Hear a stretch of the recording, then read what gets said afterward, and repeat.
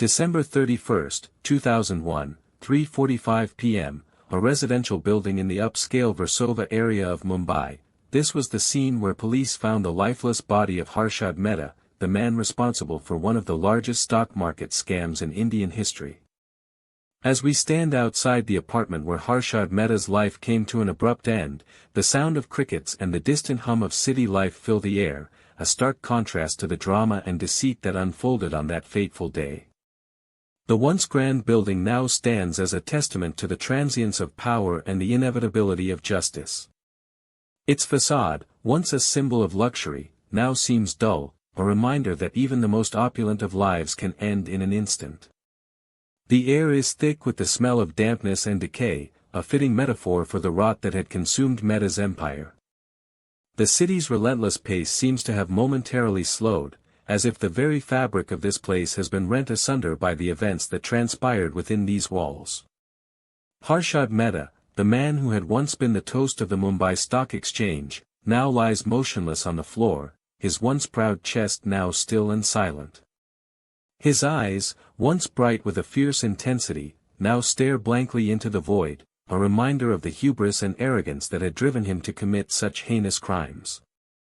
His suit, once tailored to perfection, now hangs limply from his frame, a poignant reminder of the fleeting nature of human achievement. The sound of silence is almost deafening as the weight of his crimes begins to sink in.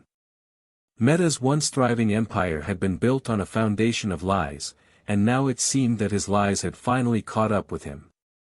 Eyewitnesses claimed that Mehta had been in poor health in the days leading up to his death, and that his condition had deteriorated significantly in the hours leading up to his passing.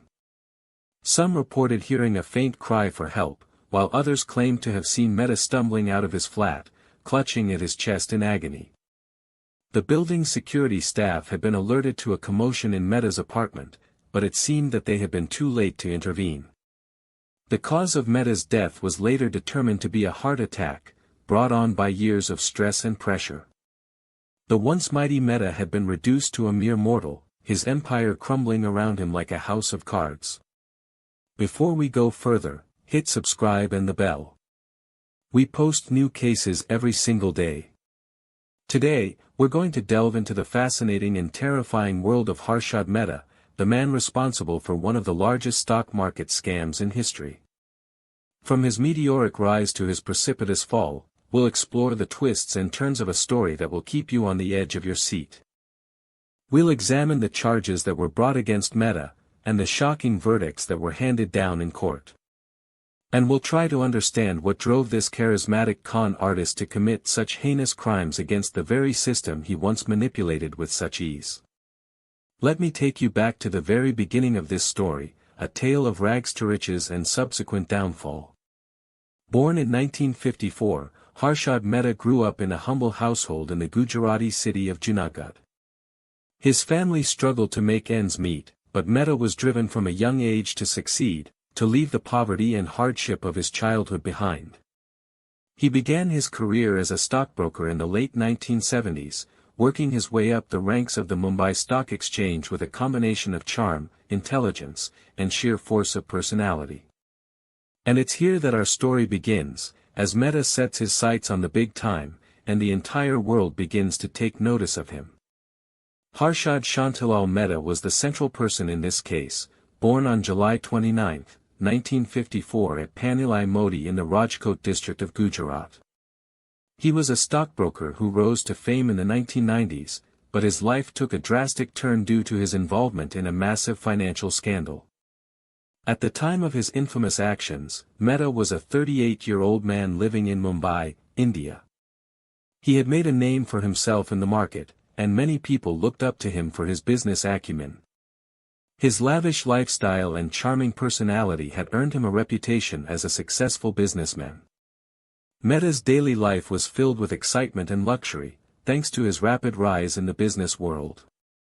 He was a family man with 2 daughters, and his wife was his constant companion. Mehta's father was a textile businessman from Saurashtra, and his family was known for their entrepreneurship and business sense. Despite his growing wealth and influence, Mehta remained a humble person who was loved and respected by his family and friends. He was a cricket enthusiast and enjoyed playing the sport in his free time, which helped him relax and unwind. Mehta's likable personality and relatable character were key factors that made him a successful businessman. He was known for his charm and charisma, which earned him a lot of trust from his clients and peers. People found it easy to talk to Mehta, and he had a way of making everyone feel at ease. His ability to connect with people from all walks of life was a testament to his excellent communication skills. Mehta's down-to-earth nature and willingness to take risks made him a well-respected figure in the business world. Despite his likable personality, Mehta's relationships were complex and often marred by deceit. He surrounded himself with people who shared his vision and were willing to take risks to achieve success. Mehta trusted his business partners and associates, who helped him build his empire. However, his involvement with them would ultimately lead to his downfall. Mehta's relationships were built on a foundation of trust, but it would soon be revealed that some of those closest to him were involved in his fraudulent activities. It's a hot summer day in Mumbai, 1992. The sun beats down relentlessly as the city comes to life. The streets are bustling with people rushing to and from work. The financial district is abuzz with activity, the sound of phones ringing and computers beeping filling the air.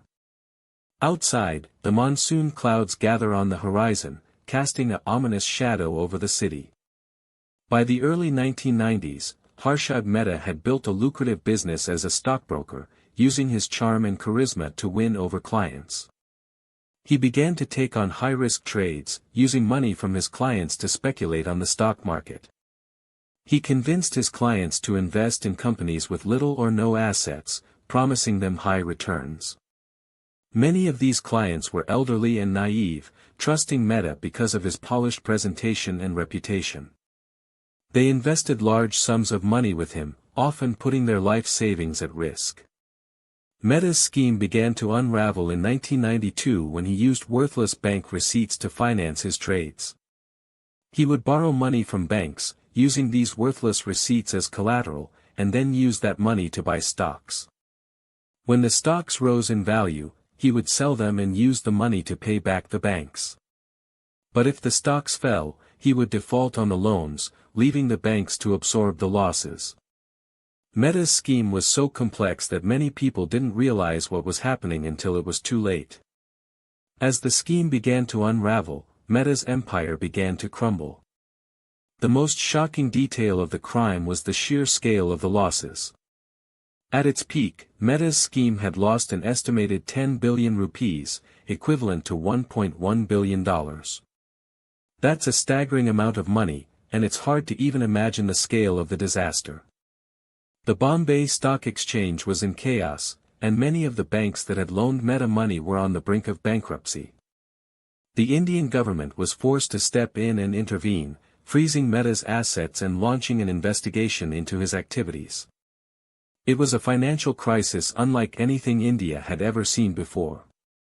Police first responded to the financial scandal by forming a joint task force of officers from the Central Bureau of Investigation, the Directorate of Enforcement, and the Reserve Bank of India to investigate Harshad Mehta's stock manipulation schemes. Initially, the task force was focused on gathering information and interviewing key witnesses. They soon discovered a complex web of transactions that led to the alleged financial irregularities. However, the task force was slow to act due to a lack of concrete evidence and the complexity of the case. Harshad Mehta's smooth-talking nature and charm made it difficult for investigators to pin him down. A piece of evidence that changed everything was the discovery of worthless bank receipts that were used as collateral for loans from the banks. These receipts were supposedly guaranteeing large sums of money but had no actual value. As investigators examined the receipts, they began to piece together a massive stock manipulation scheme. It became clear that Harshad Mehta's firm had brokered these worthless receipts for ready-forward transactions between banks. The use of these worthless receipts exposed the loopholes in the Indian banking system. The main suspects in the case were Harshad Mehta, his business associates, and several high-ranking officials from the Bombay Stock Exchange and the commercial banks. Harshad Mehta's firm, Sharex, was at the center of the alleged financial irregularities. His business associates were said to have helped him in manipulating the stock market. The high-ranking officials were accused of ignoring the financial irregularities and allowing the scam to continue. Several of these officials were later arrested and interrogated by the task force.